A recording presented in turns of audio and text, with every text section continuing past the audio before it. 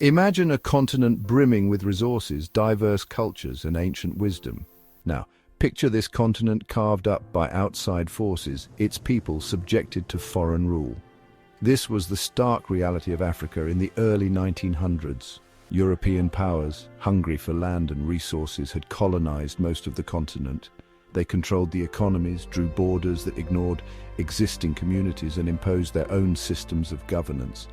This period, known as the colonial era, left deep scars on Africa. Traditional ways of life were disrupted, and local economies were geared towards serving the needs of the colonizers, not the needs of the African people. Imagine being told you can't grow your own food because the land is now a plantation for someone else's profit.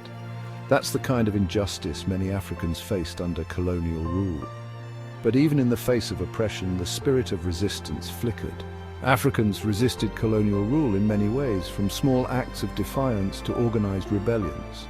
The fight for freedom was a constant undercurrent, waiting for the right moment to erupt. Little did the world know, 2 world wars would become the catalyst for change, forever altering the fate of Africa. The world wars, though fought thousands of miles away, had a profound impact on Africa. African soldiers were drawn into both conflicts, fighting for the very empires that oppressed them back home. They witnessed firsthand the horrors of war, but also the ideals of freedom and self-determination that their colonial masters claimed to champion. The hypocrisy wasn't lost on us. We returned home with a newfound sense of awareness and a burning desire for change. World War II, in particular, weakened the European powers. Their resources were depleted and their moral authority was shattered. It was the perfect opportunity for the simmering discontent in Africa to boil over. The period after World War II saw a wave of independence movements sweeping across Africa. It was like a wildfire, fueled by decades of resentment and a yearning for self-rule. Leaders like Kwame Nkrumah in Ghana, Jomo Kenyatta in Kenya, and Nelson Mandela in South Africa emerged as symbols of hope and resistance. These leaders, through strategic protests, negotiations, and sometimes armed struggle, forced the colonial powers to relinquish control. One by one, countries began to break free from the shackles of colonialism.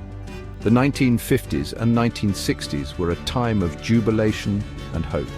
The dream of independence, for so long just a whisper in the wind, had become a reality. Independence brought with it a new set of challenges. Building a nation from scratch after decades of colonial rule was no easy feat. Imagine trying to rebuild a house after a hurricane with limited materials and a blueprint that doesn't quite fit. That was the task facing many newly independent African nations. Political instability, economic struggles, and ethnic tensions plagued many countries. The legacy of colonialism, with its divisive policies and exploitation of resources, continued to cast a long shadow. The journey ahead was daunting, but the spirit of resilience that had fueled the fight for independence lived on. The story of Africa's struggle is a testament to the human spirit's enduring desire for freedom and self-determination. It's a story that reminds us that the fight for equality and justice is ongoing, and that the dream of a better future is always worth striving for.